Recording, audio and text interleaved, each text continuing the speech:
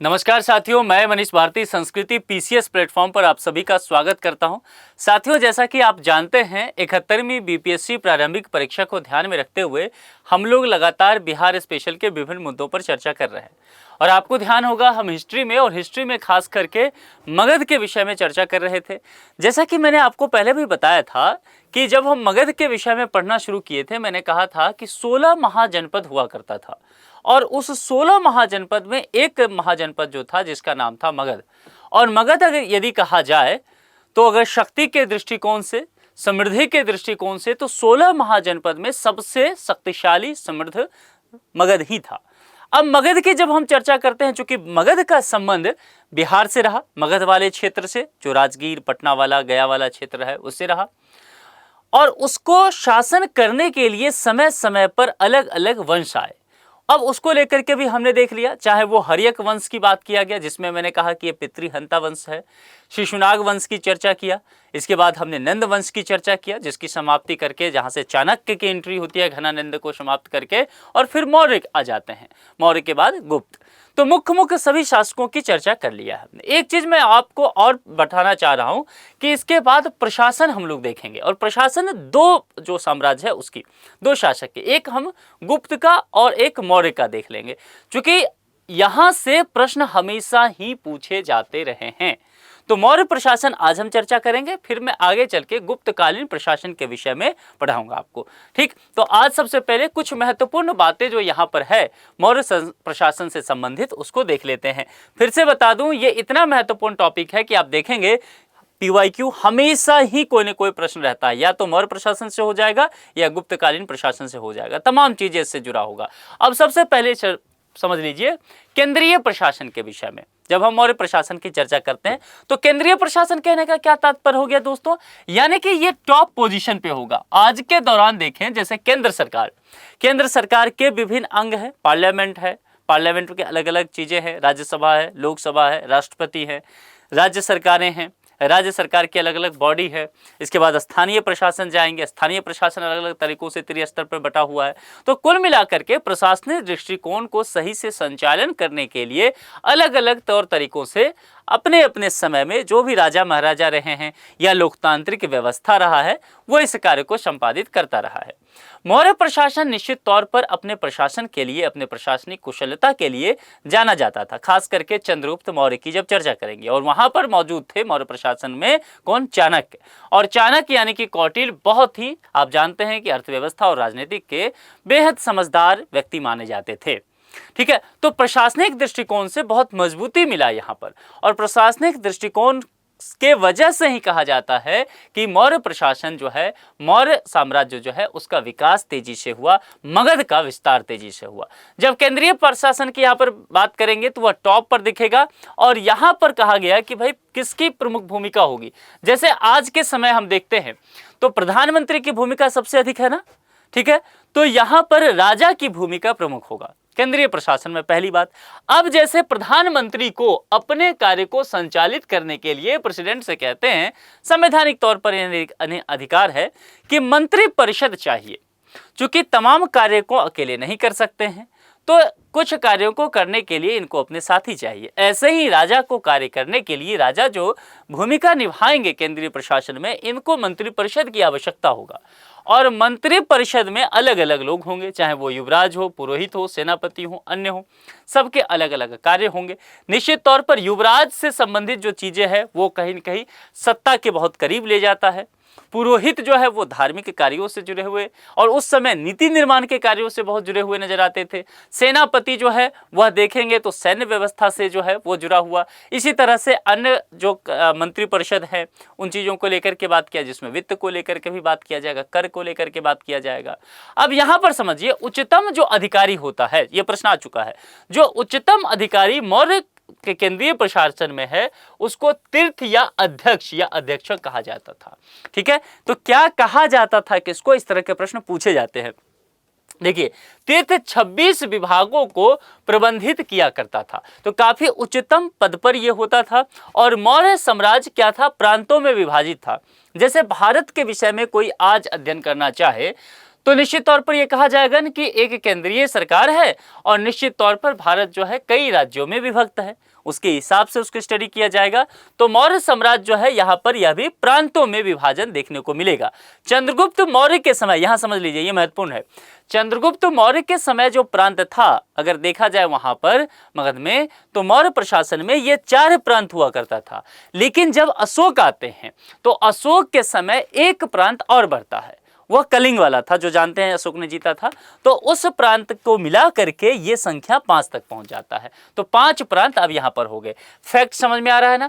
ऐसे ही प्रश्न हो सकता है, ठीक है। अब देखिए यहां पर प्रांत को लेकर के देख लेते हैं कि क्या क्या है। 4 जो मैंने कहा पहले से, एक एक्स्ट्रा यहां पर जुड़ता है।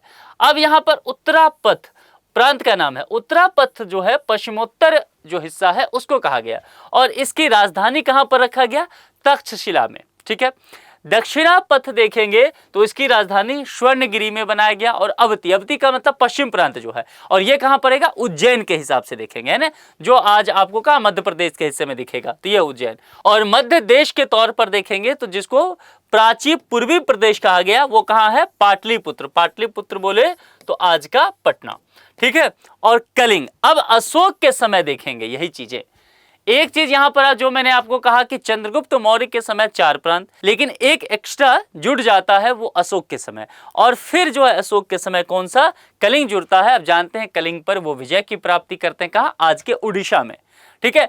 और विजय की प्राप्ति करने के बाद ही अशोक ने यहां से क्या किया?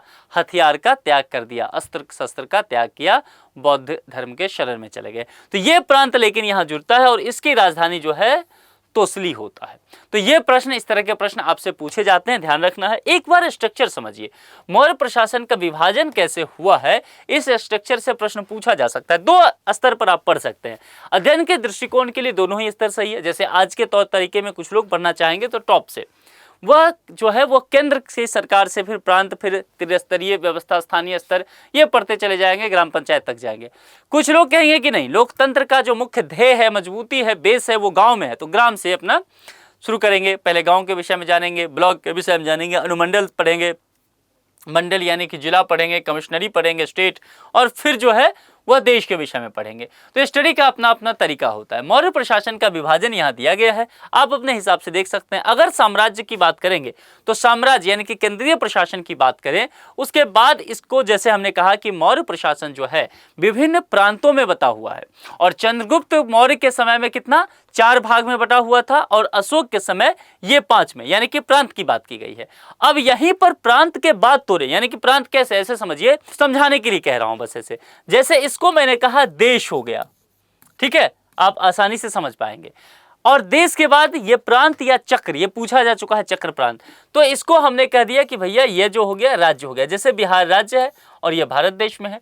और फिर यहां पर हम आ गए, मंडल की चर्चा किया, जैसे जिला हो गया, आहार उससे छोटा हो गया, मतलब वो निचला स्तर आते जाता है।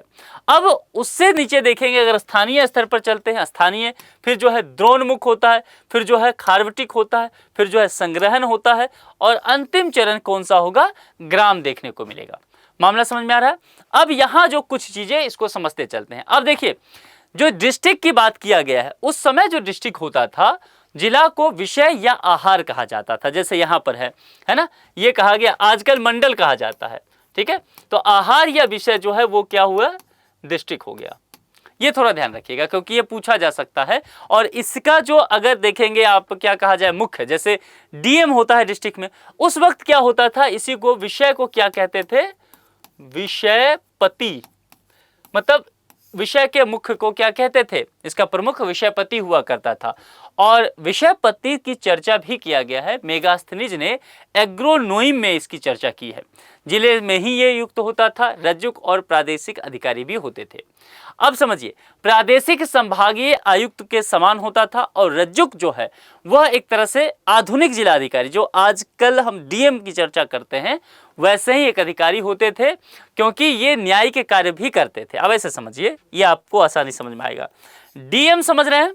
डीएम के शब्द में क्या है? 2 शब्द बोलता हूं, एक डीएम और दूसरा डीसी। अब देखिए, ये डीएम जो होता है ना, इसमें एक शब्द जुड़ा हुआ है, डिस्ट्रिक्ट मजिस्ट्रेट, और यहां पर है डिस्ट्रिक्ट कलेक्टर, है ना। तो जो अंग्रेजों के समय में ब्रिटिश इंडिया में क्या होता था, वो डीएम होता था, कलेक्टर होता था, क्योंकि कलेक्टर का काम था कलेक्ट करना। क्या चीज का कलेक्ट करना? रेवेन्यू का, राजस्व का कलेक्ट करना। आज कलेक्टर के पास ये काम नहीं है, राजस्व कलेक्ट करने के लिए अलग डिपार्टमेंट है ना, तो ये समझना है। लेकिन यहां पर बिहार में देखेंगे आप डीएम बोला जाता है, राजस्थान या दिल्ली में डीसी बोला जाता है, डिस्ट्रिक्ट कलेक्टर बोला जाता है। बिहार में डीएम इसलिए कि डीएम जो होता है, जो जिलाधिकारी होते हैं, उनके साथ कुछ कार्य जो है वह आप कह सकते हैं कि न्यायिक दृष्टिकोण से भी जुड़ा हुआ है। तो रज्जुक उस समय जो एक पद हुआ करता था, नोट कर लीजिए, रज्जुक। तो रज्जुक जो वो पद होता था ना, वो आजकल का डीएम ही होता था। क्यों ऐसा? क्योंकि इसके पास प्रशासनिक कार्य तो है, लेकिन प्रशासनिक कार्य के साथ साथ इसके पास क्या है, वह न्यायिक कार्य भी कहीं ना कहीं जुड़ा हुआ है। बस ये ध्यान रखिएगा। तो ये पद क्या हो जाएगा दोस्तों, महत्वपूर्ण अपने आप में ही हो जाएगा। इसको थोड़ा सा ध्यान रख करके हमें चलना है। अब चलिए यहां चलते हैं। प्रशासनिक अधिकारियों का पद सोपानात्मक व्यवस्था, यानी कि किस तरह से पद बना हुआ है उसको देख लीजिए। ये जो क्रम मैंने बनाया है ना, थोड़ा सा इसको याद रखिएगा, क्योंकि इस तरह से पूछा जा सकता है, असेंडिंग या डिसेंडिंग ऑर्डर में बनाने कह सकता है आपको। देखा होगा अभी आरओ में जो क्वेश्चन आए हैं, इस तरह के प्रश्न पूछे गए हैं। तो बिहार में भी प्रश्न पहले ऐसा पूछा जा चुका है। जैसे कि सबसे ऊपर देखिए, साम्राज्य की व्यवस्था यहाँ पर था ना, यहाँ पर साम्राज्य था, तो साम्राज्य में अगर देखेंगे तो कौन? राजा। फिर प्रांत आया, तो प्रांत में कौन होगा? यहाँ पर देखते चलिए, प्रांतपति। और विषय, विषय जो यहाँ पर मैंने कहा, तो मैंने पहले ही आपको क्या बताया कि विषय में क्या होगा, विषयपति हो जाएगा। तो ऐसे ही फिर देखिए उससे नीचे आएंगे प्रादेशिक। रज्जुक जो यहाँ पर मैंने कहा, वो एक तरह से डीएम के लेवल पर, फिर युक्त, फिर स्थानिक, और फिर गोप। गोप किसका प्रमुख होगा? गांव का प्रमुख होगा। ठीक है, थोड़ा सा बड़ा कर लीजिए, जैसे ग्राम प्रधान होता है ना, गोप जो है एक तरह से ना 10 गांव का एक प्रमुख होता था, तो थोड़ी सी बड़ी स्थिति में रख सकते हैं उसको। इस तरह से ये पद हुआ करता था। ठीक है, ऊपर से नीचे तक ये पद सोपान जिसको कह सकते हैं। मेगास्थनीज ने नगर अधिकारी के विषय में जो एस्ट्रोनोइम कहा। एग्रोनोइम नामक अधिकारी जो है जिले में सड़क निर्माण का कार्य देखता था। ये मेगास्थनीज ने अपने बुक में चर्चा किया है। मौर्य काल में काफी बड़ी सेना और नौसेना भी थी। अब समझिए, मौर्य काल में देखा गया उसके विस्तार में, या मौर्य काल के जो कह सकते हैं एक तरह का जो समृद्धि है, उसमें बड़ा जो एक कहा जाए लक्षण देखा, वो उसकी सेना को लेकर के। और सेना में भी क्या? नौसेना। उस वक्त अगर ध्यान हो, ब्रिटिश भी, चूंकि देखिए जिस तरह से आप देखेंगे कि भारत में विभिन्न क्षेत्रीय संगठन का रहा एक तरह से टकराव, तो आगे चल करके देखेंगे, अगर 18वीं 19वीं सदी में देखेंगे, ब्रिटेन में अगर देखें तो यूरोप में सबसे बेहतर काम किया ब्रिटेन ने। सूर्यास्त तो होता ही नहीं था, अलग अलग जगह पहुंच गए दुनिया भर में। क्यों पहुंचे? क्योंकि नौसेना बहुत मजबूत था। फ्रांस के साथ बहुत कंपटीशन था ब्रिटेन का, लेकिन फ्रांस उतना क्यों नहीं कर पाया? क्योंकि उसकी नेवी बहुत अच्छी नहीं थी। तो यहाँ पर मौर्य साम्राज्य की जब आप चर्चा करें ना, तो मौर्य साम्राज्य की एक बहुत बड़ी ताकत क्या था कि बड़ी सेना है, जिसको आज आर्मी कहेंगे, लेकिन मौर्य साम्राज्य के पास नेवी बहुत अच्छा है, और इसके वजह से दुनिया के अलग अलग जगहों पर इसकी पकड़ है। तो देखा जाए तो चारों वर्णों को शामिल की अनुमति था। जो वर्ण हैं अलग अलग, तो वो सभी शामिल हो सकते थे, चाहे वो सेना में हो, नौसेना में हो। तो जाहिर सी बात है उसकी विशालता में वृद्धि देखने को मिलेगा ही। ठीक है, इसके अलावा यहाँ पर देखेंगे तो राजा, मित्र, दुर्ग, आमत्य, जनपद, कोश, सेना को कौटिल्य द्वारा राज्य के सप्तांग सिद्धांत में प्रतिपादित किया गया। ठीक है, तो कौटिल्य कौन? वही चाणक्य। तो वो वहां मौजूद थे चंद्रगुप्त के साथ, और यहां पर इन्होंने सप्तांग सिद्धांत दिया। और सप्तांग सिद्धांत में देखेंगे तो यहां पर 7 चीजें दिखेगा। देखिए 1 2 3 4 5 6 7। तो कौटिल्य ने ये एक तरह से फॉर्मूला दिया जिसको सप्तांग सिद्धांत कहा गया, और इनको 7 अलग अलग चीजों में बांट दिया गया, और सभी के अलग अलग कार्य भी यहाँ पर दे दिए गए, ताकि प्रशासन को सही ढंग से चलाया जा सके। अब एक चीज आपको ध्यान होगा, मैंने तीर्थ के विषय में चर्चा किया था, और मैंने कहा था कि तीर्थ से प्रश्न भी रहता है। तीर्थ मतलब किसी भी डिपार्टमेंट का प्रमुख पदाधिकारी जो होता है, कह सकते हैं प्रधान सर्वोच्च पदाधिकारी, उसको लेकर के बात। अब यहाँ पर उस वक्त के जो शब्द के हिसाब से आपको दिखेगा, विभिन्न तीर्थ पद दिखेगा, और वो किस किस डिपार्टमेंट के प्रमुख हैं ये दिखेगा। आप पीवाईक्यू देखिए, बीपीएससी में भर भर के ऐसे प्रश्न पूछे गए हैं। ठीक है, विभिन्न पीसीएस में पूछा गया यहां से। तो ये सबसे महत्वपूर्ण है। कुछ शब्द तो यहां मैं आपको बताऊंगा और आपको जोड़ के दिखाऊंगा कि आज भी प्रयोग में आता है। ठीक है, शुरू करें और ध्यान से, चाहे तो आप स्क्रीनशॉट ले लीजिए। सबसे महत्वपूर्ण चीजें यहां से शुरू हो रहा है आज के लेक्चर का। अंतर्वेशिक। अब ये अंतर्वेशिक क्या है? अंगरक्षक सेना का प्रधान है। अंगरक्षक मतलब राजा का रक्षा करने वाला, उसका करीब रहने वाला। जैसे आज कहते हैं ना एसपीजी कमांडो है, तो ऐसे ही बॉडीगार्ड जिसको कहा जाए आज के समय में, वो अंगरक्षक है। तो अंगरक्षक भी है बहुत सारे, उसका जो प्रधान होगा, जो उसको गाइड करेगा, उसके प्रधान को अंतर्वेशिक कहा जाएगा। उसके बाद है अंतपाल। अब ये अंतपाल क्या है? सीमावर्ती दुर्ग का रक्षक है। अब इसको समझिए, जैसे आज भारत की सीमा है, तो भारत की सीमा में अलग अलग कैप्टन कर्नल ये सब जुड़े रहते हैं ना कि सुरक्षा के लिए। ऐसे ही देखेंगे तो सीमावर्ती दुर्ग जहां पर पड़ता है, बाउंड्री स्टेट का, राज्य का, उसके रक्षक को क्या कहा जाएगा? अंतपाल कहा जाएगा। ठीक है, अंतपाल नाम ध्यान रखिएगा। इसके बाद जो है दौवारिक। दौवारिक क्या है? राजमहल की देखरेख करने वाला। तो हमने क्या देख लिया यहां पर? अंगरक्षक देख लिया, राजा की रक्षा करने वाला, उसका प्रधान। जो सीमा की रक्षा करे दुर्ग की, उसके देख लिया। अब जो राजमहल है जिसमें राजा रहते हैं, उसकी रक्षा करने वाला प्रमुख क्या होगा? दौवारिक। इसके बाद जो है प्रशासकता। ये क्या है? राजकीय कागजात की सुरक्षा और राजकीय आज्ञा लेखन करने का काम। राज्य के जितने भी डॉक्यूमेंटेशन का वर्क है, वह एक तरह से देखा जाए तो वह प्रशासकता करता था।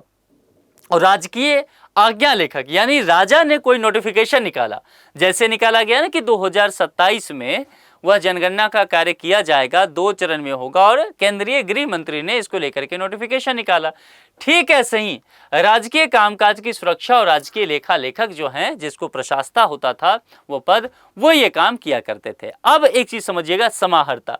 ये शब्द आप लोग सुने होंगे, जरा मुझे कमेंट करके बताइए सुने हैं कि नहीं, क्योंकि समाहर्ता वर्ड जो है आज भी बिहार में चर्चा में चलता है। बिहार में देखेंगे तो जिला समाहर्ता कहा जाता है, और ये क्या होता है? कलेक्टरेट को बोलते हैं।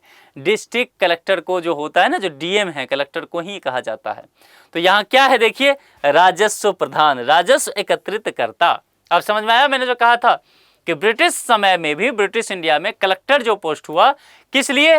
राजस्व की प्रधानता उसके साथ था।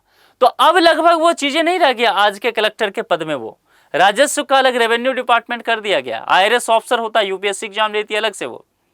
लेकिन डीएम के साथ अभी भी कहीं ना कहीं वो पद जो है नाम चला आता रहा है, कलेक्टर साहब। कलेक्टर का मतलब है राजस्व कलेक्ट करना, लेकिन अब वो काम नहीं है, लेकिन शब्द वो चला आ रहा है। समाहर्ता, राजस्व जो इकट्ठा करे, लेकिन वो चीजें नहीं, लेकिन शब्द चला आ रहा है। ठीक है, तो ये ध्यान रखिएगा। इसके बाद जो है सन्निधाता। ये क्या है? राजकीय कोषाध्यक्ष है, यानी कि बजट को देखने वाला, कोषाध्यक्ष, खजाना की देखभाल करने वाला, समझने वाला वो।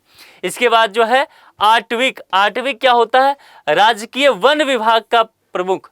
जैसे आजकल जो होता है फॉरेस्ट ऑफिसर होते हैं, तो ऐसे ही राजकीय वन विभाग को देखरेख करने वाला। इसके बाद जो है कर्मातिक। कर्मातिक क्या होता है? उद्योग धंधा का प्रधान होता है।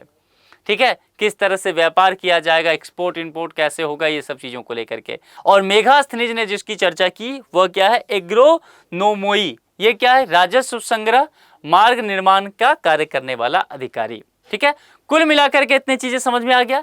चलिए, तो ये यहाँ पर ना महत्वपूर्ण रहेगा। अब प्रमुख अध्यक्ष देखिए, प्रमुख जो विभाग हैं उसके। अब सीता अध्यक्ष क्या होता है? देखिए, सीता अध्यक्ष का कहने का मतलब हुआ राजकीय कृषि विभाग का प्रधान होगा। राज्य का जो कृषि विभाग है, चूंकि बिहार एक हमेशा से ही कृषि का भूमि रहा है और यहाँ पर कृषि की प्रधानता रही है, तो जाहिर सी बात है एक डिपार्टमेंट इसके लिए होना चाहिए।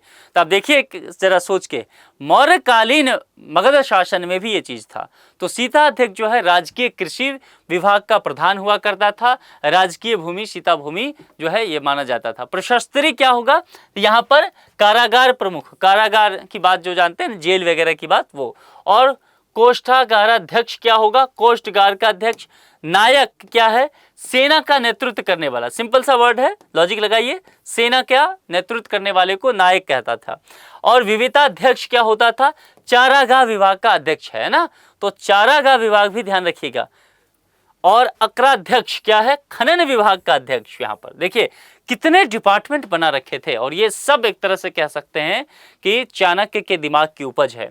और लवणाध्यक्ष क्या है? नमक, याद रहेगा ना, लवण तो नमक विभाग का प्रमुख। इसके बाद जो है लक्षणाध्यक्ष यानी कि टकसाल का प्रधान जो होता था। टकसाल समझते हैं, जहां पैसे की छपाई होता है, आज भी कई जगह है ना, यानी कि समझ लीजिए इस तरह का राजकीय मुद्रा जारी करने वाला, आरबीआई कह सकते हैं उस समय का, जो आज का रिजर्व बैंक ऑफ इंडिया करती है, वही काम उस वक्त जो है वो लक्षणाध्यक्ष क्या करता था। इसके अलावा क्या है, लौहाध्यक्ष। देखिए लौह यहां पर आकर के जुड़ता है, यानी कि धातु की बात, मेटल की बात किया जाता है, तो मेटल डिपार्टमेंट के प्रमुख ये होते थे। रूपदर्शक, रूपदर्शक क्या है, सिक्कों की जांच करने वाला, कोई फर्जी तो नहीं है, है ना, टकसाल से निकला हुआ है कि नहीं, कहीं बाहर से तो नहीं आया है, ये चीजें यहां पर देखा जाता था।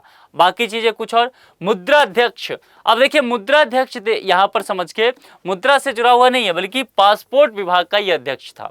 और पण्याध्यक्ष, पण्य मतलब क्या होता है, वाणिज्य, तो वाणिज्य विभाग का अध्यक्ष। पौतवाध्यक्ष क्या है, यानी कि माप तौल का अध्यक्ष। शुल्काध्यक्ष क्या है, व्यापार कर वसूलने वाला। और अक्षपटलाध्यक्ष क्या है, महालेखाकार, है ना। इसके अलावा व्यवहारिक क्या होता है, मुख्य न्यायाधीश, जो जिसको आप आजकल हम लोग क्या कहते हैं, CJI, chief justice of India. तो मौर्य प्रशासन में इसको क्या कहा जाता था, व्यवहारिक। आपने शब्द सुना है, बिहार में आप सुनते होंगे व्यवहार न्यायालय, सुना है तो आपने कमेंट करके बताना है। तो वो चीजें देखिए, शब्द वहां से आया है। धर्मस्थनीय, ये क्या होता है, दीवानती अदालत न्यायाधीश, प्रमुख क्या होगा, व्यवहारिक। ये तीन चीज जरा ध्यान रखिएगा, तो ये तीन चीजें ये जो है ना, ये अलग अलग। देखिए व्यवहारिक का मतलब हो जाएगा चीफ जस्टिस, मुख्य न्यायाधीश, और धर्मस्थीय का होगा दीवानी अदालत का जो न्यायाधीश होगा, प्रमुख व्यवहारिक उसका। और इसके अलावा कंटक शोधन जो होगा वो फौजदारी अदालत का न्यायाधीश होगा, प्रमुख यहाँ का होगा प्रदेष्टा। तो ये तीन अलग अलग चीजें यहाँ पर बताया गया है, तीनों न्यायालय से संबंधित है। और रज्जुक, रज्जुक को लेकर के हमने पहले ही चर्चा किया, जनपद का न्यायाधीश। आज भी उत्तर प्रदेश वगैरह में जनपद बोला जाता है, क्षेत्र में जनपद बोले तो डिस्ट्रिक्ट ही होता है, यानी कि रज्जुक बोले तो जो आज का DM है, पहले भी हमने इसकी चर्चा कर ही लिया है। तो कुल मिलाकर के देखेंगे ये सारे शब्द आपके लिए इंपॉर्टेंट होगा। मात्यार्पशर्प क्या है, गुप्तचर प्रमुख, ये इंपॉर्टेंट है, यहां से प्रश्न आते हैं। अब देखिए गुप्तचर प्रमुख के विषय में समझ लीजिए। राजा ये क्या करते थे कि निश्चित तौर पर गुप्तचर रखते थे, ताकि राज्य में क्या कार्य हो रहा है उनके विषय में गुप्त तौर पर उन तक जानकारी पहुंच सके। तो प्रमुख गुप्तचर को लेकर के प्रश्न पूछा गया है कि गुप्तचर प्रमुख को जो है गढ़ पुरुष कहा जाता था, जो गुप्तचरों का प्रमुख हुआ करता था। अब इसमें तीन अलग अलग डिपार्टमेंट है। एक है संस्था, एक ही स्थान पर रहकर कार्य करने वाले गुप्तचर। दे दिया कि भाई तुम जो है उज्जैन के क्षेत्र में जाओगे, तुम जो है कलिंग के क्षेत्र में जाओगे, तो एक जगह पर रह करके ही वो सारा काम देख रहा है, वो संस्था है। दूसरा है संचरा, संचरा का क्या है, भ्रमणशील गुप्तचर है। एक जगह गया, एक चौक चौराहे पर बैठ के लोगों से पूछा, देखा, लोगों के साथ घुला मिला, राजा राज्य के विषय में समझा, कुछ गलत तो हो नहीं रहा है, व्यापार कैसा चल रहा है, सब जान करके फिर दूसरे जगह पर निकल गया, पलायन कर गया। इसके बाद जो है उभय वेतन, उभय वेतन क्या है, विदेशों में नियुक्त होने वाले गुप्तचर होते थे। जैसे आजकल होते हैं ना अलग अलग जो एजेंसियां होती है इंटेलिजेंस के लोग, उनके लोग जो अलग अलग कंट्री में रहते हैं, वह उस समय भी देखिए होता था, और वो उभय वेतन होता था। ग्रामणी, इसको ध्यान से थोड़ा देखना है। ग्रामणी जो है गांव का प्रमुख, जो कि निर्वाचित होता था। देखिए उस समय की बात है, मौर्य प्रशासन में देखेंगे तो यहाँ पर गांव का प्रमुख निर्वाचित हो रहा है, डेमोक्रेसी यहाँ पर देखने को मिलेगा। अब मौर्य शासन की समृद्धि समझ रहे हैं ना, क्योंकि ये चाणक्य के दिमाग की खेल है। आप निर्वाचित कर दीजिए गांव के प्रमुख को, तो गांव के स्तर पर विद्रोह होगा ही नहीं। लोग ये मान के चल रहे हैं, डेमोक्रेसी है, लोग ये जान रहे हैं कि मेरे ऊपर शासन करने वाला जो है, चूंकि वो उनका प्रत्यक्ष कनेक्शन किससे हो रहा है, क्या चंद्रगुप्त मौर्य से जाके मिलेंगे, नहीं, आप मोदी जी से जाके मिलते नहीं, अपने गांव के प्रधान से मिलते हैं। ठीक है, तो जाहिर सी बात है वो लोग कह रहे हैं कि हाँ भाई गांव का जो प्रमुख है, जो ग्राम प्रधान है, यानी कि ग्रामणी उस समय के हिसाब से, उसको मैं ही चुन रहा हूं। तो जब मैं ही चुन रहा हूं तो फिर गुस्सा किससे, समझ में आ रहा है।